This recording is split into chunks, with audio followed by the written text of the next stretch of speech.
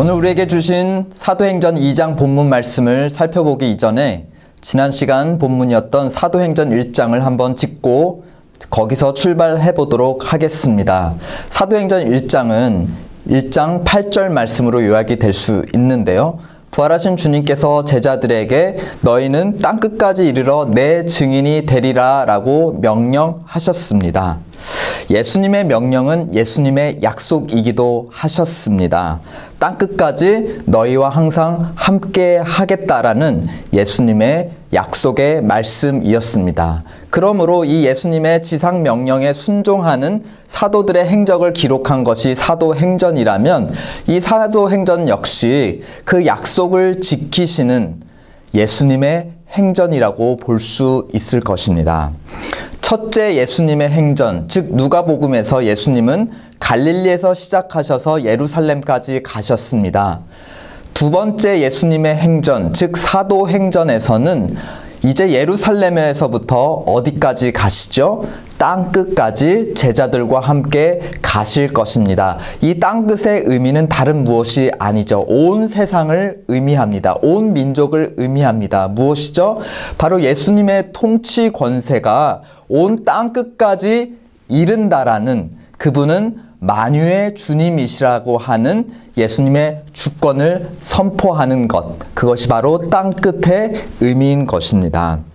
그래서 이 사도행전의 기록을 살펴보면은 예루살렘에서 1장부터 7장까지, 사도행전 1장부터 7장까지는 예루살렘에서 이루어진 제자들을 통한 예수님의 행적, 그 다음에 8장부터 12장까지는 그 너머 유대와 사마리아에서 예수님이 행하신 행적, 그리고 13장부터 28장 마지막 장까지는 비로소 사마리아를 넘어서 땅끝까지 이르러서 행하시는 예수님의 행적을 기록하고 있습니다.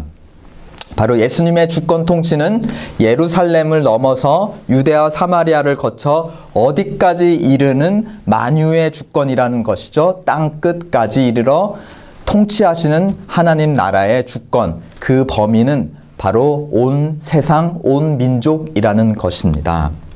그 예수님의 주권 통치가 바로 시작되는 그 시점은 무엇이냐? 1장 8절에 의하면은 무엇이죠? 성령이 너희에게 임하시면, 그것이 바로 땅끝까지 이르려고 하는 예수님의 주권 통치의 바로 시작을 알리는 시작점, 그 신호탄이 바로 성령의 임재, 성령의 강림이었습니다.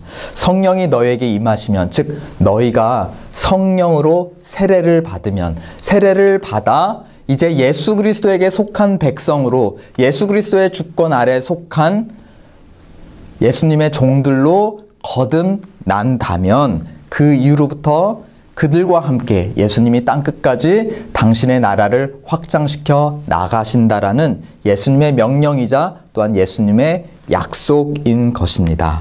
그래서 오늘 본문 사도행전 2장 본문을 통해서 우리는 이 성령이 임했을 때 어떻게 사도들이 예수님의 것으로 하나님 나라의 백성으로 거듭나는지, 새로운 인류로 태어나는지, 그 태어나는 순간과 그리고 이들이 태어난 순간 이후로 처음으로 행하는 행적, 그렇죠?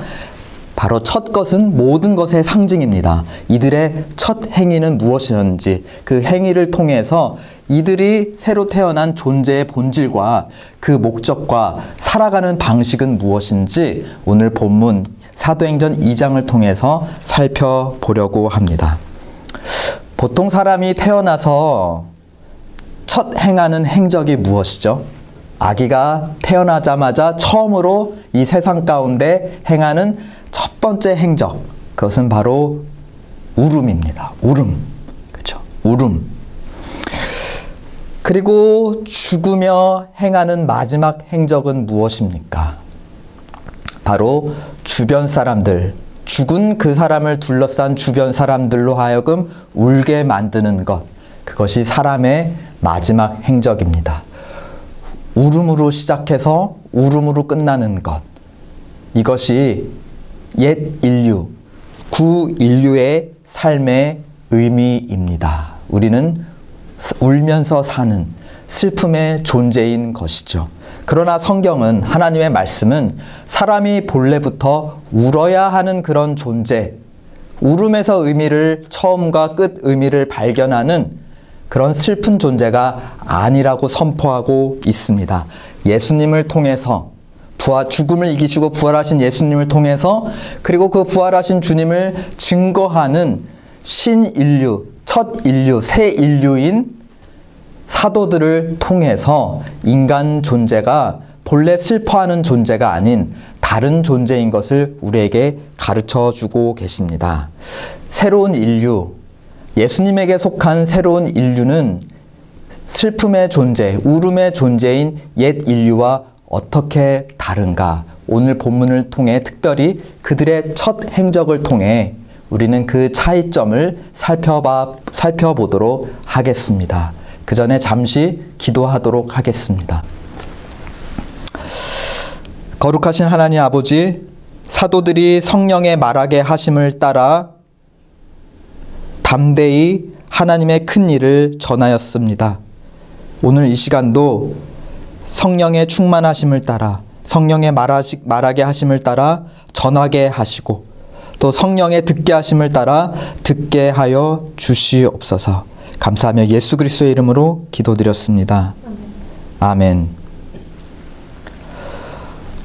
오늘 본문 2장 1절은 오순절 날이 이미 이르매 라고 그 시점을 오순절이라고 하고 있습니다. 지목하고 있습니다. 사실 헬라어에 좀 더 충실한 번역, 그리고 이전에 예수님께서 약속하신 그 배경에 따르면은 오순절 날이 이미 이르매 보다는 오순절 날이 마침내 이르매, 그러니까 예수님께서 약속하신 그 날이 마침내 이르매라고 번역하는 것이 더 나을 것입니다. 이 오순절은 어떤 절기인가요?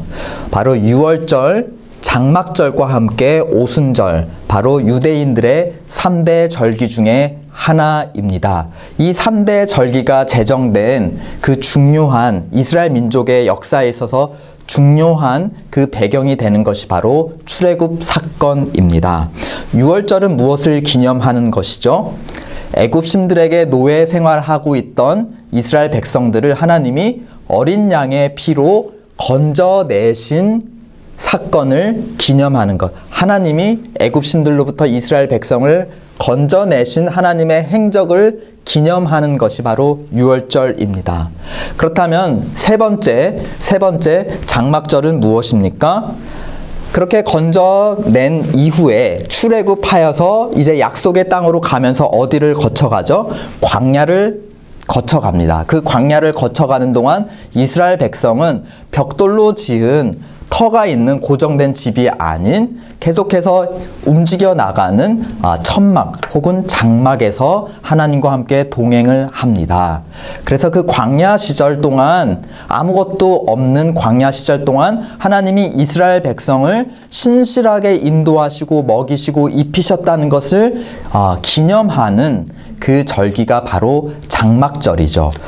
건져내신 유월절, 그리고 인도하신 장막절. 이 두 절기 사이에 있는 것이 바로, 중간에 있는 것이 오순절입니다. 바로 오순절이라고 하면 50일인데요. 첫 번째 절기인 유월절로부터 50일 후에 지키는 절기다 해서 오순절이라고 합니다. 그리고 이 장막절에서 기념하듯 이제 애굽에서 나와서 본격적으로 광야에서 장막 생활을 하기 전에, 그쵸? 무언가를 준비하는 그 중간 단계, 출애굽과 이제 광야 생활 사이에 무언가 결정적 전환의 계기가 되는 그 지점을, 그쵸? 준비하고 기념하는 것이 바로 오순절입니다. 어떤 하나님의 행적을 기념하고 재현하는 절기인가요? 출애굽 50일 후에 어떤 일이 일어났는지를 살펴볼 필요가 있는데요. 바로 출애굽기 19장 1절이 이렇게 증언을 합니다. 이스라엘 자손이 애굽 땅에서 나올 때 제 3월 세 번째 되는 달에 곧 그때에 그들이 신의 광야에 이르니라. 6월절이 첫째 달 14일에 이루어졌고요. 그로부터 50일 후 약 한 달 반 뒤니까 이제 세 번째 달이 되는 것이죠. 그때 이제 하나님이 모세를 부르십니다. 그래서 부르셔서 내가 너희를 어떻게 애굽 신들의 손아귀로부터 건져내어 왔는지, 독수리가 그 새끼를 등에 태우고 날개에 태우고 건져냄과 같이 내가 너희를 어떻게 애굽 신들로부터 건져냈는지를 보지 않았느냐. 그렇죠? 그러면서 이제 내가 너희와 함께 언약을 맺어서 나는 너희의 하나님이 되고 너희는 이제 더 이상 애굽 신들의 백성이 아니라 너를 건져낸 나 하나님의 소유, 제사장 나라, 거룩한 백성이 될 것이다 라고 언약식을 제안하십니다. 그리고 출애굽기 19장 16절 이후로부터 이제 언약식이 이루어지는, 그렇죠? 혹은 결혼식, 남편 되신 하나님과 신부된 이스라엘 백성 사이에 결혼식, 언약식에 맺어지는 그 장면들이 묘사가 됩니다. 모세가 이제 산에 올라가고 백성들은 산자락 아래, 신의 산자락 아래 있었는데 그 산 위를 보니 무엇이 임합니까? 구름과, 그렇죠? 우레와 번개가 임하면서 백성들이 두려움에 떨게 됩니다. 그리고 19장 18절이 이렇게 그 다음 장면을 묘사합니다. 신의 산에 연기가 자욱하니 여호와께서 불 가운데서 거기 강림하시니라. 이 불과 연기는 바로 왕 대신 하나님의 행차와 임재를 의미하죠. 출애굽기 3장에서 하나님이 모세 앞에 임재하셨을 때 불타는 떨기나무 가운데 나타나셔서 말씀하셨습니다. 또 광야에서 이스라엘 백성들을 인도하실 때 낮에는 구름 기둥, 즉 연기 기둥, 그렇죠? 그리고 밤에는 무슨 기둥으로 인도하셨죠? 불 기둥으로 함께 인도하셨습니다. 즉 이 연기와 불은 하나님의 임재를 상징합니다. 하나님의 임재를 상징하는 이 불과 연기를 광야 생활하는 이스라엘 백성 가운데 가장 눈으로 목도할 수 있었던 곳이 있다면 바로 제단이죠. 희생 동물을 불태워 불과 함께 연기를 하나님께 올려드리는 그 제단, 바로 죄가 많은 하나님의 백성과 위에 계신 하나님의 거룩하신 하나님 사이를 이어주는, 그들의 죄를 정화시켜주는 그 도구, 바로 그 상징, 하나님과 백성 사이의 언약관계의 상징이 있다면 바로 제단 위에 불태워 올라가는 그 불과 연기일 것입니다. 이 불과 연기는 다름 아닌 그 백성들과 함께 하시는, 백성들에게 강림하신 하나님의 임재의 상징인 것입니다. 그래서 출애굽기 이제 19장에서 언약식이 시작되어서 출애굽기 24장에 이르러서 비로소 이제 이 언약식이 성취가 되고 마무리가 되는데요. 하나님과 백성 사이에 맺은 언약의 내용을 우리는 율법이라고 정의할 수 있습니다. 그래서 하나님이 모세에게 너희와 하나님과 하나님의 백성 사이에 지켜야 될 도리들을, 그쵸, 언약 관계를 유지할 그 법도들을 내려주십니다. 십계명에 요약이 되어 있죠. 그래서 모세가 그것을 받아서 내려와서 산자락에 모여있던 이스라엘의 12지파에게 전해줍니다. 그러자 24장 7절에서 백성들이 여호와의 명하신 모든 말씀을 우리가 준행하겠습니다 라고 하나님의 율법을 받아들입니다. 즉 하나님과 언약관계를 맺겠다고 그들이 동의를 하고 수긍을 한 것이죠. 이후로 출애굽기 24장은 언약식의 그 완성을 증거하고 있습니다. 바로 화목제를 드리고 화목제의 피, 언약의 피를 뿌림으로써 언약의 확증을 증거하는데요. 출애굽기 24장 8절, 모세가 그 피를 가지고 백성에게 뿌리며 이르되 이는 여호와께서 이 모든 말씀에 대하여 너희와 세우신 언약의 피이니라. 피를 통하여, 그리고 그 죽은 동물을 불에 태워 올려드리는, 불과 연기로 올려드리는 화목제를 통하여 하나님과 백성이 화목하게 되었고 이제부터 남편과 아내로서 언약 관계로서 맺어져 동행이 시작되는 것입니다. 하나님과 백성 사이에 맺어진 언약 관계를 확증하는 것이 바로 24장 11절의 장면인데요. 하나님이 이스라엘의 존귀한 자들에게 손을 대지 아니하셨고 그들은 하나님을 보고 먹고 마셨더라. 그렇죠?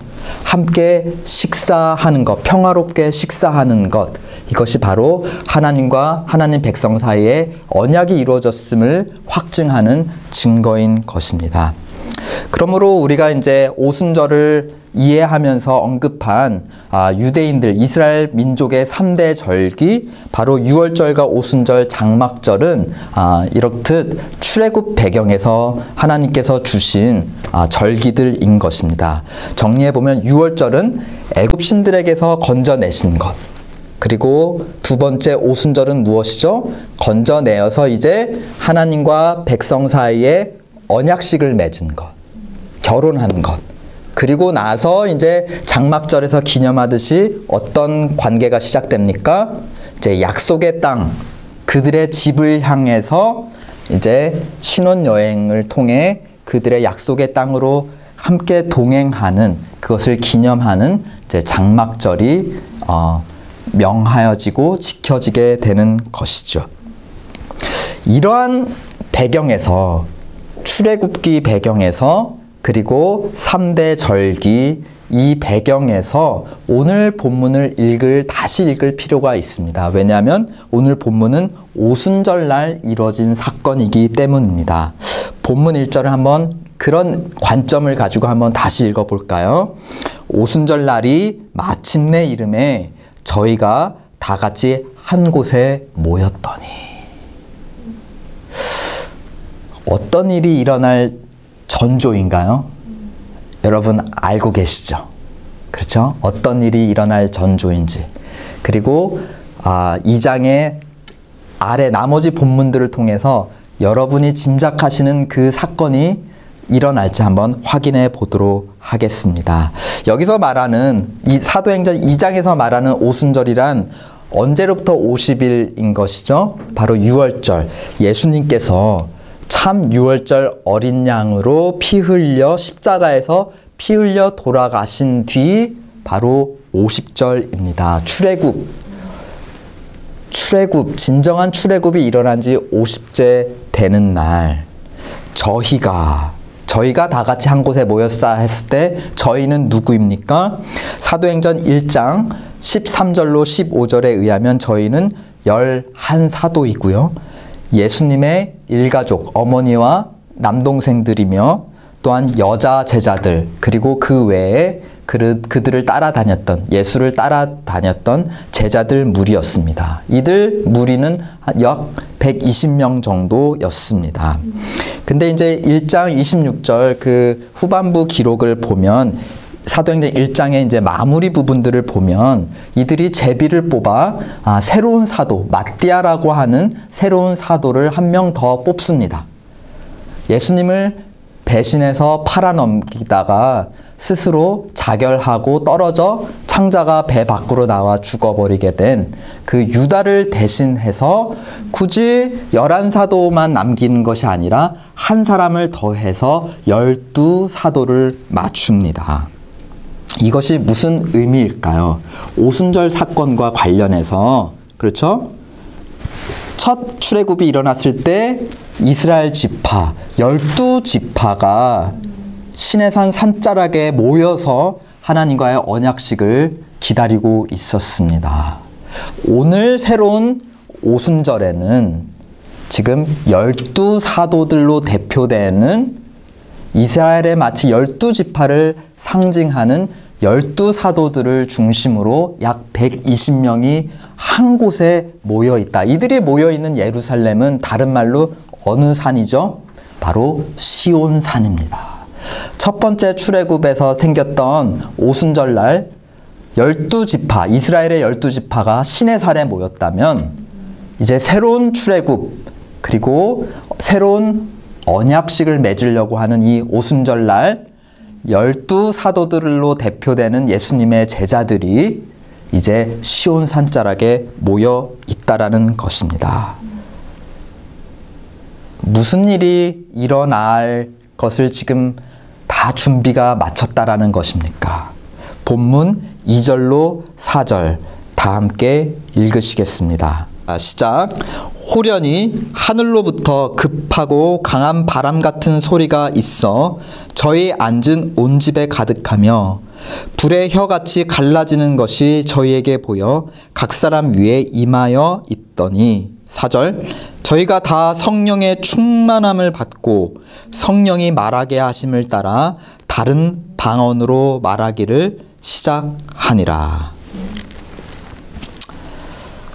불 연기 가운데 누가 강림하셨다는 겁니까? 성령 하나님께서 백성들 가운데 친히 강림하셨다는 것입니다. 그리고 성령의 충만함을 받고 그 백성들이 12 사도와 함께 모인 하나님의 백성, 예수님의 백성들이 다 성령의 충만함을 받고, 즉 성령의 세례를 받게 되었습니다.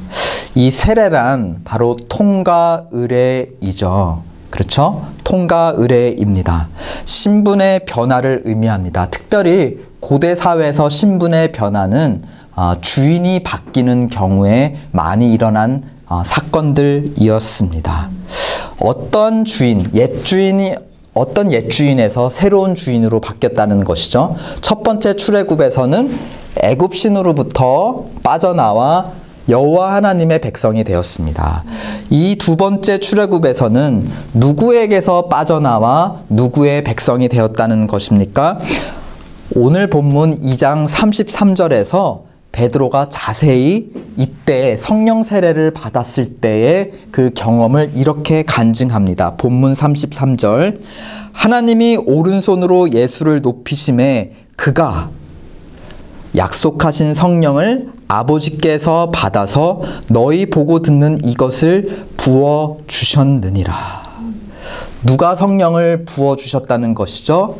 예수 그리스도께서. 본문 38절. 너희가 회개하여 각각 예수 그리스도의 이름으로 세례를 받고 죄 사함을 받으라. 그리하면 성령의 선물을 받으리라. 누구의 이름으로 세례를 받고 누구의 이름으로 성령의 선물을 받는다는 것입니까? 바로 예수 그리스도. 이들은 원래 그럼 누구의 것이었습니까? 죄사함을 받으라 하였으니 원래는 죄에 사로잡혀 있던 자들이었는데 이제 예수 그리스도라고 하는 새로운 주인, 새로운 왕에게 항복하여 죄로부터 풀려나 이제는 누구에게 속한 백성이 되었다는 것입니까? 바로 예수 그리스도에게 속한 백성. 그것이 바로 세례식의 의미입니다. 죄에 대하여 죽고 예수 그리스도에 대하여 다시 살아나는 신분의 변화가 일어났다라는 것입니다. 이들이 새로운 예수 그리스도의 새로운 시민이 되었다라는 것, 그 증표, 시민권이 무엇이죠? 바로 성령입니다. 예수 그리스도로부터 무엇을 받으라? 성령을 선물로 받으라. 너는 예수에게 속한 자라고 하는 증표. 바로 그것이 바로 예수 그리스도께서 선물로 주신 성령이셨습니다. 오늘 일어난 오순절의 성령 강림 사건은 다름 아닌 새 언약식입니다. 새 언약식. 그래서 베드로는 또 오늘 읽지 않았지만 본문 17절에서 21절로 이 사건을 요엘 선지자의 증언을 통해서 이해하고 해석합니다. 이렇게 얘기하죠. 17절. 말세에 내가 내 영을 모든 육체에 부어주리니 하고서는 21절에 그러므로 누구든지 주의 이름을 부르는 자는 구원을 얻으리라. 말세에 새 영을 부어주신다. 모든 육체에게. 말세, 즉 죄가 다스리는 시대가 끝나는 그 말세, 죄의 권세가 다스리는 시대가 이제 끝나고, 그쵸? 이제 예수님께서 그 영을 부어주시는, 그래서 그 이름을 부르는 자마다 예수를 주로 고백하는 자마다 죄와 사망으로부터 구원을 받는 이제 어떠한 시대가 열렸다는 것입니까? 새 언약의 시대, 새 시대가 열렸다라고 베드로는 성령 강림절을 해석합니다. 바로 새 언약이 오순절날 맺어졌던 것이죠. 이 새 언약의 주인은 누구이십니까? 바로 죄의 권세로부터 자기 피를 친히 흘리심으로 말미암아 그 백성들을 죄의 권세로부터 출애굽시키시고 이제 오순절에 당신과 더불어 무엇으로 이제 더 이상 너희는 죄에 속한 백성들이 아니라 나에게 속한 나의 거룩한 소유고 나의 거룩한 제사장들이며 나의 거룩한 백성 되었다라고 하는 바로 예수 그리스도가 주 되시는 새 언약식이 이루어졌다라는 것입니다. 옛 언약과 새 언약, 혹은 이 우리 성경을 빗대어 말하면 구약, 그쵸? 옛 언약은 바로 구약을 담고 있죠. 그리고 신약 성경은 왜 신약입니까? 새로운 언약을 담고 있기에 새 언약입니다. 그러므로 신약 성경은 무엇을 기록하고 있죠? 이 우리에게 새 언약을 주신 그 예수님이 무엇을 행하셨는가?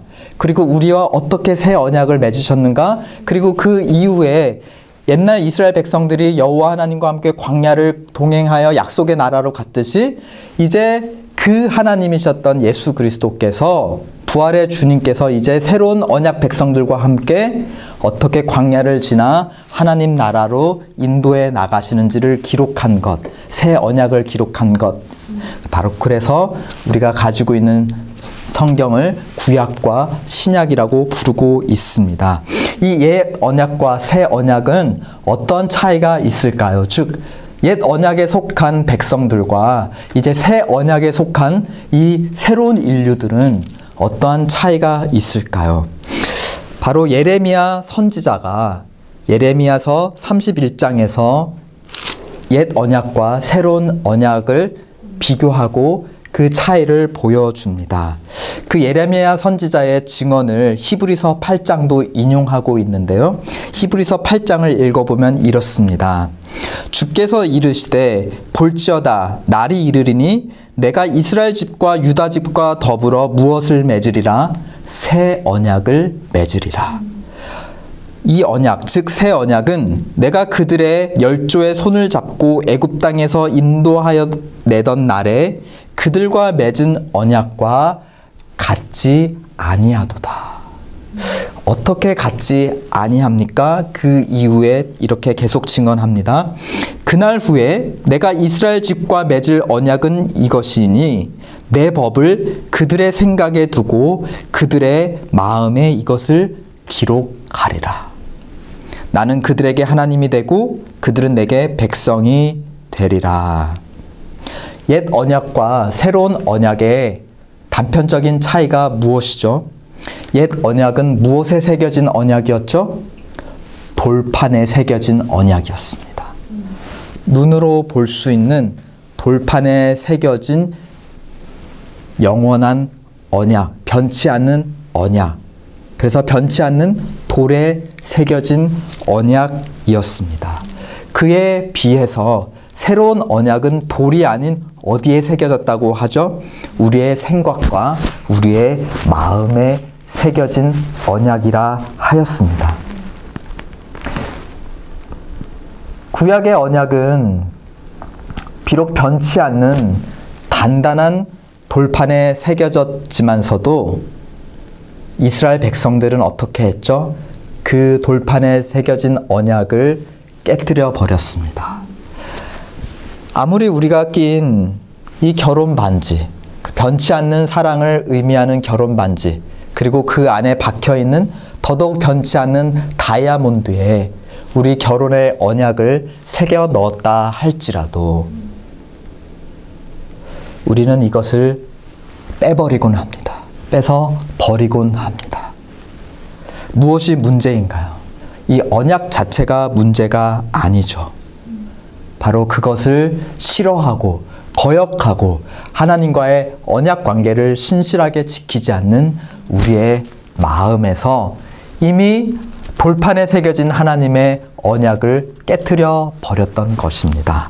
그것을 예레미야 선지자는 31장, 예레미야서 31장 32절 혹은 그것을 인용하고 있는 히브리서 8장 9절에서 이렇게 고발을 합니다. 하나님 입장에서 하나님을 이렇게 대변합니다. 내가 그들의 남편이 되었어도 그들이 내 언약을 어떻게 하였다? 깨트려뜨렸다. 이미 마음에서 이스라엘 백성은, 구약의 백성은 돌판을 깨트리고 결혼 반지를 빼버렸다는 것입니다.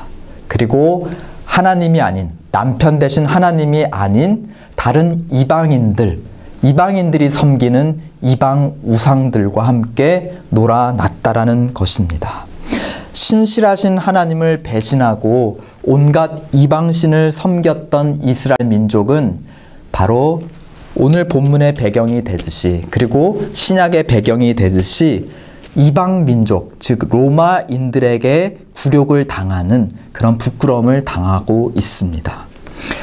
또 예수님을 팔아 넘기고 배신했던 유다는 비참한 죽음을 당하게 되죠. 이것이 바로 옛 인류, 구언약을 가지고 살아갔던, 그 아래 살아갔던 백성들의 모습을 대표하고 대변하는 것입니다. 바로 유다의 모습은 우리의 모습인 것입니다. 바로 죄인이라는 것이죠. 죄인은 무엇입니까? 바로 하나님과 맺은, 창조주와 피조물로서 맺은 그 언약을 파기한 자, 하나님을 마음에 두기 싫어하고 하나님이 계셔야 되는 그 마음 한가운데 다른 우상들을 채워 넣는 것, 그 언약을 파기한 것이 바로 모든 인류, 옛 인류의 모습인 것입니다. 그렇다면 이 신약이 더 나은 이유, 우리에게 더 나은 언약을 주신 하나님의 은혜는 무엇이란 말입니까? 신약이 더 나은 첫 번째 이유는 우리 주 예수 그리스도입니다.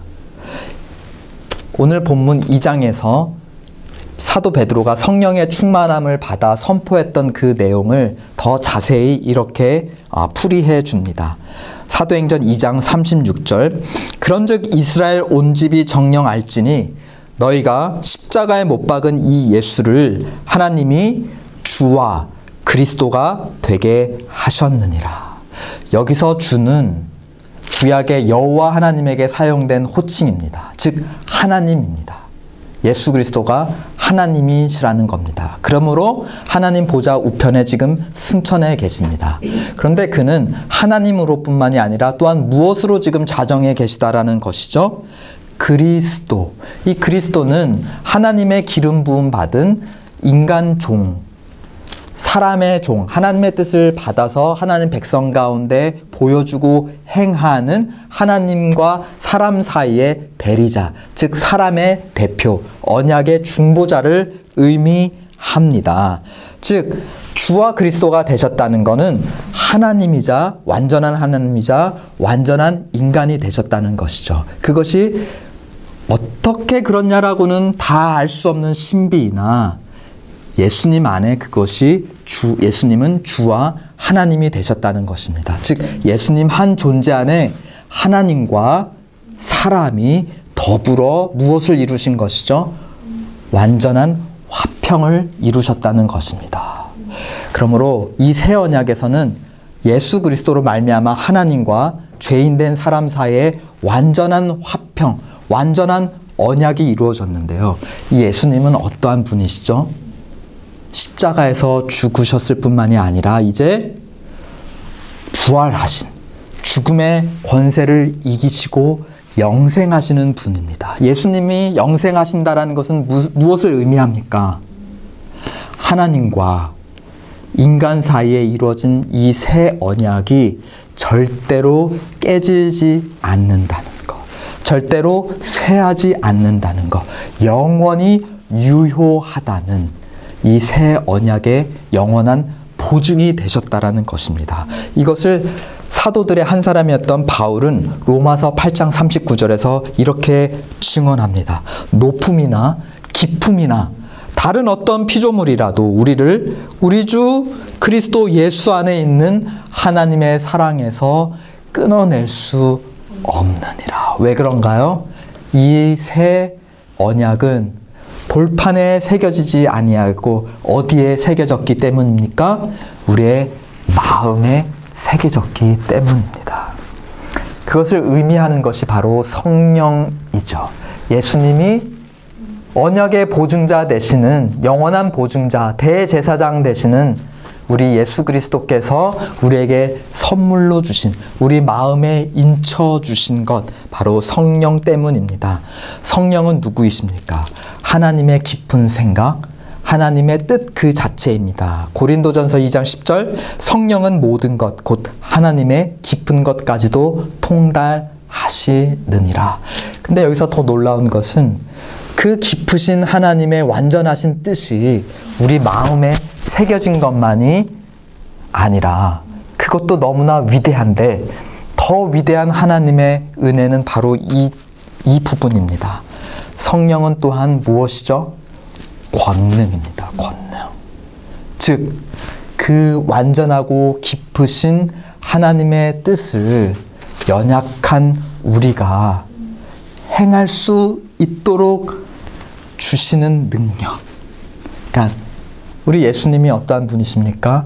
완전한 율법을 주셨을 뿐만이 아니라 그것을 행하실 수 있는 능력까지도 주신 분.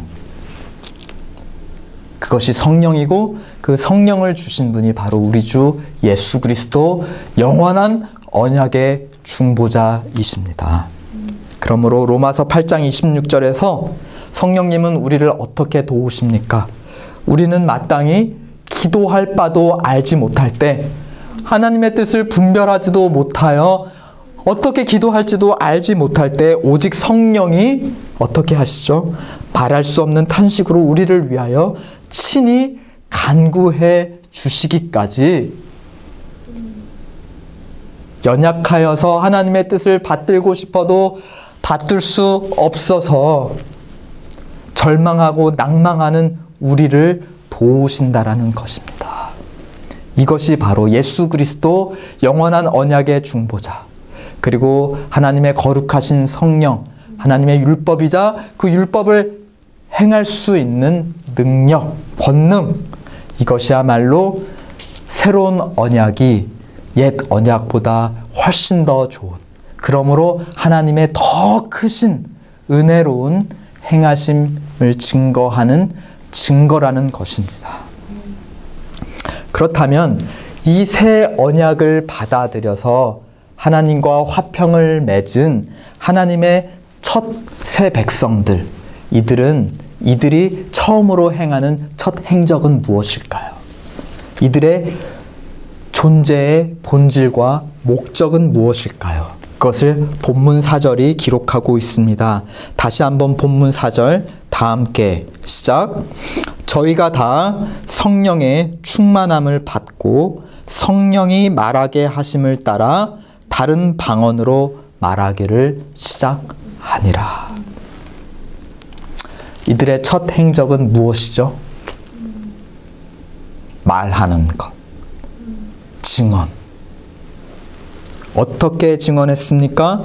예루살렘에서부터 성령이 말하게 하심을 따라, 그리고 그들이 갈릴리 사람으로서 말할 수 없는 다른 여러 천하 각국의 방언들을 다른 언어들로, 그들의 언어로, 세상의 언어로 증거하기 시작했습니다. 새 언약 백성들이 행한 첫 행적은 무엇입니까? 증언이었습니다. 무엇을 증언하였습니까? 본문 11절을 보시면 그레데인과 아라비인들이라 우리가 다 우리의 각 방언으로 무엇을 말함을 듣는도다 하였습니까? 하나님의 큰 일. 이 하나님의 큰 일은 다른 무엇이 아니죠. 하나님의 아들 예수 그리스도께서 십자가에 유월절 어린 양으로 피 흘려 돌아가시고 부활하심으로 말미암아 주와 그리스도가 되게 하셨다. 그러므로 그로부터 성령을 선물로 받아 우리는 오늘 새 언약을 받게 되었다. 새 언약, 새 하나님의 백성이 되었다. 이제 죄와 사망의 권세가 다스리는 그 시대는 지나갔고 말세가 이르렀고 이제 새로운 은혜의 시대, 새 언약, 신약의 시대가 시작되었다는 것을, 그리고 이 모든 것들을 행하신 하나님의 큰 행적을 증거하였다라는 것입니다.